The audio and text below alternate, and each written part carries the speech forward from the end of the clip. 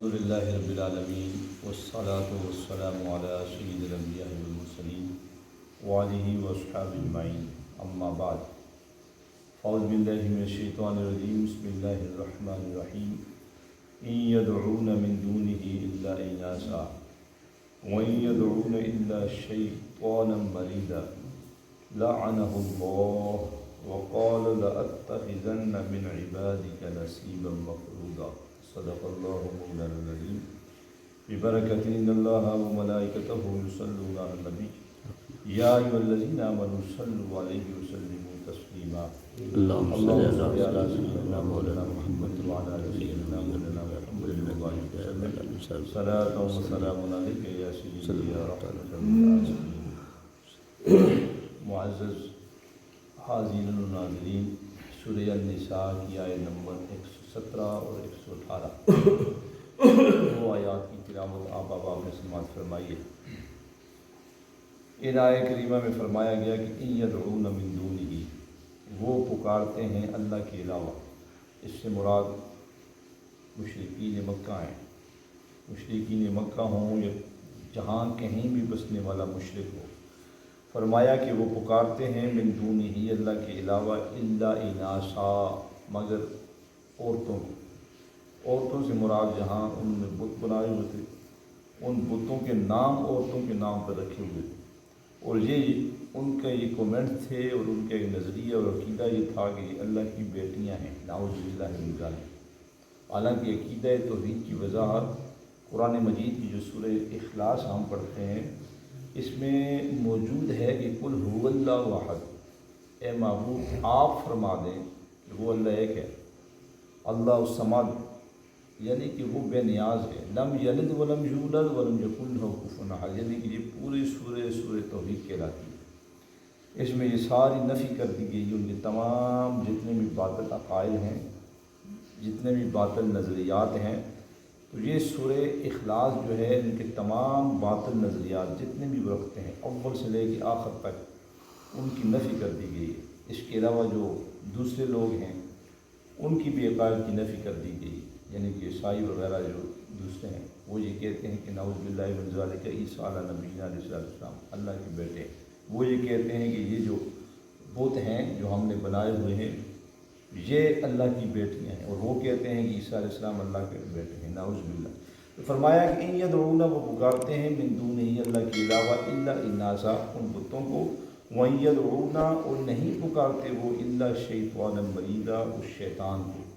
یعنی کہ شیطان کے وسوسے اور شیطان کا غلبہ جب انسان کے اوپر سوار ہو جاتا ہے اور جب وہ غالب آ جاتا ہے تو ہمیشہ ہی اس کی کوشش ہوتی ہے ان الشیطان للانسان عدو مبین۔ قرآن مجید نے یہ بڑی وضاحت کے ساتھ فرما دیا کہ جو شیطان ہے، ان الشیطان للانسان، شیطان بے شک جو ہے، شیطان جو ہے انسان کا عدو و مبین، کھلا دشمن۔ ایک تو ہمارا دشمن پہچانا جاتا ہے کہ یہ فلاں شخص ہمارا دشمن ہے، ہم ہر صورت اس سے بچتے رہتے ہیں، یعنی کہ کبھی وہ ادھر سے آ رہا ہے تو ہم اپنا راستہ چینج کر دیتے ہیں۔ کوشش یہ ہوتی ہے کہ فلاں شخص ہمارا دشمن ہے، اس کا اور ہمارا آمنا سامنا کبھی نہ ہو، کیونکہ اگر ہم آمنے سامنے ہو جائیں گے تو ٹکرا جائیں گے، ہم اس سے ٹکرا جائیں گے، وہ ہم سے ٹکرا جائے گا۔ تو قرآن مجید نے یہ متنبع کر دیا کہ ان الشیطان للانسان عدو مبین، یہ شیطان آپ کا یعنی کہ انسان کا کھلا دشمن ہے۔ اب الانسان میں سب آگے، کفار بھی آگے، مشرکین بھی آگے، اس کے علاوہ یعنی کہ آل حق بھی اس میں شامل ہیں، کیونکہ اس کے حملے تو سب کے لیے ہیں، اس کا حملہ صرف اور صرف فقط کفار کے لیے نہیں ہے، مشرکین کے لیے نہیں ہے، ہر اس شخص کے لیے ہے جو انسان کی کیٹیگری میں، اس کا یہ کوشش ہوتی ہے کہ میں راستے سے اس کو بھٹکا دوں، اس کی یہ کوشش ہے کہ صحیح راستے کے اوپر جا رہا ہے، وسوسے ڈال کر کے اس کے ذہن کو پورا گندہ کر کے اس راستے سے ہٹا دیا جائے۔ لہذا فرمایا کہ وَإِن يَدْعُونَ، وہ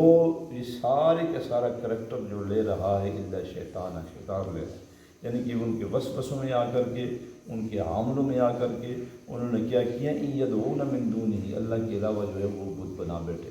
پھر آگے فرمایا لعنہ اللہ، ایسا کام کرنے والے ہر ایک شخص کے لیے اللہ کی لعنت ہے۔ لعنت کا معنی اصل میں ہوتا ہے کہ اللہ کی رحمت سے دور ہو جانا،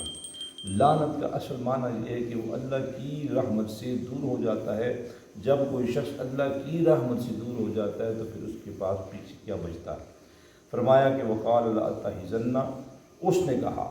یعنی کہ کس نے کہا؟ شیطان نے کہا کہ لأتخذن، البتہ میں ضرور بناؤں گا، من عبادی کا، تمہارے یعنی کہ آپ کے بندوں کو، نصیبا مفروضہ، ایک حصہ، یعنی کہ اگر 100 ہیں تو میری کوشش یہ ہے کہ 100 میں سے 25، 30 یا 35 یا 40 یا آدھے کا نصف میں ان کو اپنی طرف کھینچوں گا۔ نصیبا مفروضہ کا دوسرے لفظوں میں معنی یہ ہے کہ میری کوشش یہ ہوتی ہے کہ میں ان کو بھٹکاؤں، وہ جو صحیح راستے کے اوپر جا رہے ہیں، صحیح راستے کے اوپر گامزن ہیں، تو وہاں سے ان کو ہٹا دیا جائے۔ اس لیے فرمایا جو شیطانی وسوسے ہیں، اور دوسری طرف ایمانی یعنی کہ جو لوگ ہیں جو قرآن و حدیث کا علم رکھنے والے ہیں، جو نمازیں پڑھنے والے ہیں یا دیگر اچھے امور کی طرف بڑھنے والے ہیں، اس کا یہ حملہ ان کے اوپر بھی بڑی تیزی کے ساتھ چلتا ہے۔ کبھی دماغ کے اندر وسوسے ڈال دیے، اگر میں نہ ہوتا تو یہ کیسے ہوتا، اگر میں مسجد کے ساتھ تعامل نہ کرتا، یہ شیطانی وسوسے ہوتے ہیں، اگر میں مسجد کے ساتھ تعامل نہ کرتا مسجد یہاں بریک ہو جاتی، اگر میں فلاں شخص کے ساتھ ہیلپ نہ کرتا، اس نے تو اس کا تو سسٹم ہی چلنا نہیں تھا۔ یعنی کہ اس طرح کے سارے وسوسے بھی شیطان کی جانب سے آتے ہیں، اور جو اس کی کوشش ہے کہ لأتخذن من عبادی کا، بے شک میں بناتا رہوں میں نے عبادی کا، یعنی کہ تیرے بندوں کو، نصیبا مفروضہ، اگر 100 ہیں تو میری کوشش ہے کہ 50 کو میں اپنے راستے پہ لے جاؤں۔ لہٰذا تمام شیطانی وسوسے جتنے بھی ہیں اس سے ہمیں محفوظ رہنے کے لیے ایک ہی وظیفہ جو بتایا گیا ہے قرآن احکام کے لیے، ہر وقت آپ اعوذ باللہ من الشیطان الرجیم، جب آپ یہ لفظ کہتے ہیں کوئی بھی اچھا نیک کام شروع کرنے سے قبل ان الفاظ کو آپ پڑھ لیتے ہیں تو آلریڈی وسوسوں کی صورت آپ کے اوپر حملہ آور نہیں ہوتی۔ خصوص آپ نے دیکھا ہوگا نماز فجر کے وقت، یا وہ جو رحمت کے قریب تر وقت شروع ہو جاتا ہے، اس کے وسوسے آنے شروع ہو جاتے ہیں۔ جب آپ قرآن کھولیں گے، ممکن ہے کہ آپ بالکل حشاش بشاش لہجے میں ہوں، ممکن آپ اس کو تھوڑا سا کھولیں گے، 2 4 5 آیتیں، 2 4 5 لائنیں پڑھیں گے تو وسوسے آتے رہیں گے، آپ کا سر بھاری ہو جائے گا، پھر آپ ایسے محسوس کریں گے جیسے آپ کو نیند کا غلبہ آ گیا۔ جب آپ کسی وقت صبح کے وقت اٹھتے ہیں یا قرآن مجید کھول کے شروع کرتے ہیں یا کوئی درود پاک کرنا شروع کر دیتے ہیں، تو یہ آپ سمجھتے ہیں کہ اب جو ہے میرے اوپر ایک سکون آ رہا ہے۔ سکون سے مراد یہ ہے کہ نیند کا غلبہ آ رہا ہے، تو وہ اصل میں اس کا حملہ ہوتا ہے، اور وہ اس حملے میں کامیاب ہو جائے تو پھر آپ کہتے ہیں تھوڑی دیر بند کر لوں، دوبارہ پڑھ لیتا ہوں۔ تو یہ تمام اس کی طرف سے حملے ہیں۔ جب بندہ یکسوئی کے ساتھ اور کوئی بھی کام شروع کرنے سے پہلے یہ اعوذ باللہ من الشیطان الرجیم پڑھ لے گا تو یقیناً وہ شیطانی وسوسوں سے محفوظ رہ سکتا ہے۔ اس کی پوری کوشش ہے، کل جو اگلی آیت ہم پڑھیں گے اس میں یہ پوری کوشش کرے گا، شیطان یہ پوری کوشش ہوتی ہے کہ میں آگے سے بھی حملہ کروں، پیچھے سے بھی حملہ کروں، دائیں سے کروں، بائیں سے کروں، یہ اس کے تمام حملے ہیں۔